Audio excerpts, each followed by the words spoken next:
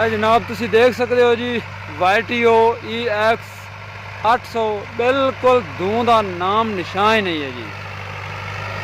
क्या बात है जनाब, बहुत वेरी गुड परफॉर्मेंस।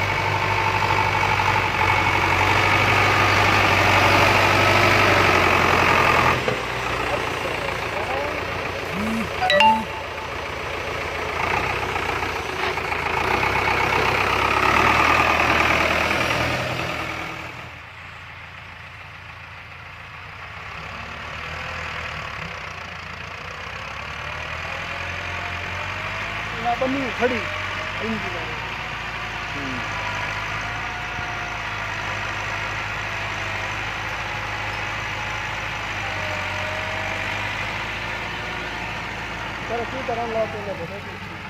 और दोस्तों जनाब बहुत गुड परफॉर्मेंस है इनकी YTO दी। और पाकिस्तान दे विच जनाब ये मॉडल अवेल ने 4 और 4 व्हील भी ने, इहदे विच 2 व्हील भी ने, लेकिन 3 स्पीड गेयर ने जनाब इहदे। और पाकिस्तान विच बिल्कुल न्यू टेक्नोलॉजी और किसानां दी किस्मत बदलण वाली जी बेशक।